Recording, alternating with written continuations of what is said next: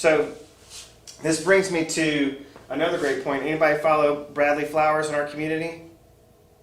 You need to. You need to follow Bradley Flowers, insurance guy. You need to be sending your insurance business to Bradley because he's really good at what he does in terms of being a professional. But so I had this social at my house. And I need to do that again because it was super fun. But we just got some wine and food, and we sat around in a circle. And we just talked about what we're doing to generate business through social media. And it was Bradley's main point that night was just to plant this seed in the minds of the group that, like, hey, what I'm talking about is not to replace the personal interaction. This is just a gateway for more, like, much broader conversations. So this is just, you're using technology to get eyeball to eyeball people, toe to toe with people, to create more relationships, because the more relationships we have, the more business we're going to do. All right, so, the purpose of a post is to create engagement, and if you're not engaging with the people that are engaging with you, you're not doing it right. Okay? So that's something really easy that we can correct. Now, pages, Taylor, I think we talked about this last time you're here, that I really feel like the business page is the most boring, bland thing we can have. That's not to say my real estate team doesn't have one. We do. But I have somebody that just posts on that for me, okay? And so, y'all aren't there yet, but they just do most of the work there. But I personally run my community pages. I run those personally because that interests me. I've got Fair Up Alabama Living that has almost 16,000 followers. I've got a Mobile Alabama Living that's like 6,500. I'm trying to build some other ones for Central Baldwin County and at the beach in Birmingham, which we're moving into very, very shortly. So I like that, okay? And they give me avenues where I can use a lot of this other stuff that I'm doing. So we want to think about, as we think about leverage and using technology as a little sales force, we also need to talk about how we can package and repackage this content and redeploy it out to multiple sites and channels and pages and all kind of different stuff. So I love a community page. Now I want you to think about something that's really, really simple but super, super important to just to know and to understand. That if your content is just basically like 90+% real estate focused, you're only talking to people, you're only reaching people, unless they really, really like you and they're just supporting you, you're only really reaching people that are in that cycle, where they're trying to sell something or they're interested in buying a home. So I want you to just do some research. I want you to really get curious about this and start studying and following real estate agents. There's a top real estate agent in New Orleans who has like 100,000 followers or something on Instagram. He talks about real estate, but he mostly talks about food and all the food there is to eat there. So know that, like, people are interested in food and pets and kids. That really is what gets engagement. So unless they're wanting to buy or sell, they're really not all that concerned with your real estate related content. Okay, and so you need to get out in your community and experience your community and document everything you're doing in the community. Often when I have these, I just, you're only going to retain so much of what we talk about today, so I'm super repetitive, and I know I have to be. So if you start coming to these consistently, you'll hear me saying a lot of the things over and over again, but I have to, because you may not hear it until I say it the 5th time. But my question, one of the questions I can ask you is, what are you doing or what have you done lately to help your fellow small business owner? Like, write that on your bathroom mirror in one of these dry erase markers. What's on my schedule today that actually supports my fellow small business owner? And that's a great segue into this next question is, how do you see yourself? Do you see yourself as a business owner or a salesperson? There's two very distinct differences there. okay? I think you need to have a business owner mindset and really this is all about building your brand, your business, your name. That's the only one that matters to the consumer. So I have a lot of people that send me videos going, my first instinct is to delete this. And I say post it. I mean, it happens almost every time.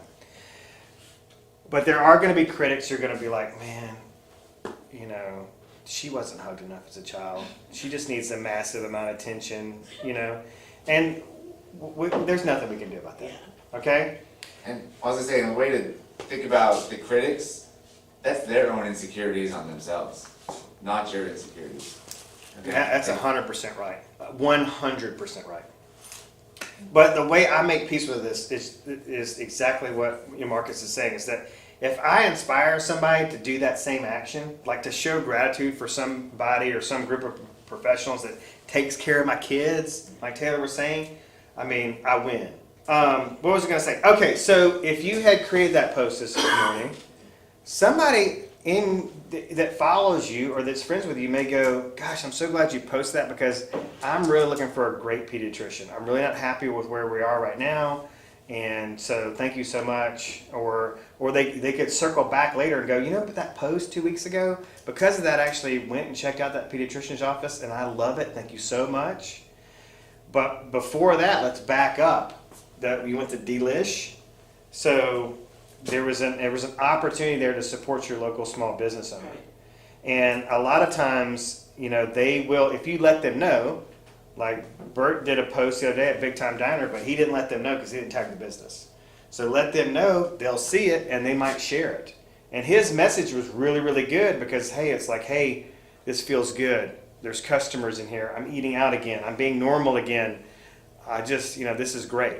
All right, so your groups. I want you to join every buy, sell, trade group in every market that you want to do business.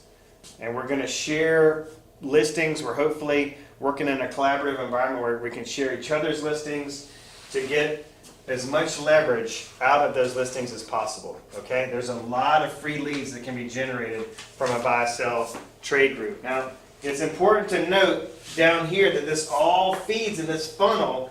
This is kind of your front end, your storefront.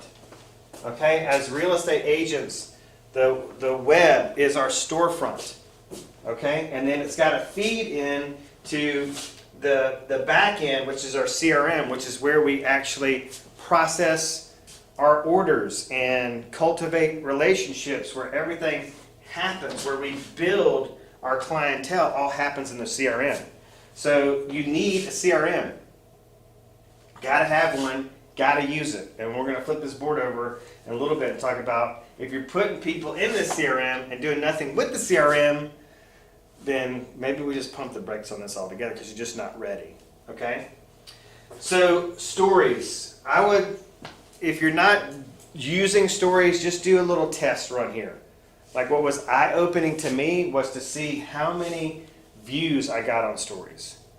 And then I was like, oh my gosh, this is like undeniable. Plus, it's a great place to put your trivial stuff.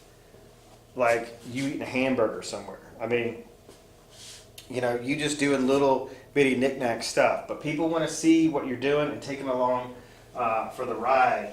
And then it's a great opportunity for you to spark a conversation in Messenger. All these conversations happen offline. So it's super, super fun. Marketplace, we need to, if you've got listings or you've got an agent in your office that is not doing anything with tech but has a lot of listings, go to them and say, hey, can I put your listings on Marketplace? Like, I want to work and try to be the buyer's agent for your properties. And they may say no. That's probably the worst thing that will happen. The best possible scenario is they say yes, and you start generating conversations via Marketplace. Now, what I want you to do here, and this is really, really important, and this is something that I want you just to really take home from this, is that one of the problems I see with real estate agents that are diving into internet lead generation is they're looking for an instant gratification. So they expect, like if they do something and they generate 5 leads, they expect each of those 5 leads to become a sale. That's just not how it works. So they expect like every conversation they have on marketplace to result into just a super loyal, lifelong referral partner, buyer, seller, just this whole thing. And when the conversation goes cold and the people start ghosting you, then they're like, you know what, Jason's full of crap. This is a waste of time. All right, so what we really need to focus on here is that, like, if I don't know how many deals you guys are closing per year, what your goal is or was to close this year, but I mean, for some agents, that's 15 deals. For some agents to have a really good year, that's 25 deals. So I really only need to put together 1 or 2 of these a month to pay my bills and to feel like I'm successful and I'm gaining ground in this industry. Okay, now there's the total. So Diana couldn't join us this morning, that's my wife, but when she was on my team, she was at the top of her game, she was doing like 8 to 9 pendings a month. All internet lead generated leads. All right, so this is big. But the really, you'll hear things like, well, internet leads are junk. You're only going to convert 1 to 2%. I mean, these are true statements. But there's diamonds in there. There's diamonds in the junk. And there's plenty of diamonds in the junk to build a big business off of. So just have the proper expectation. A lot of times it's not the leads. It's our expectation of the leads. We're expecting them all to just generate and multiply into all this business, which is not going to happen. But it's going to happen often enough to be worth it, okay?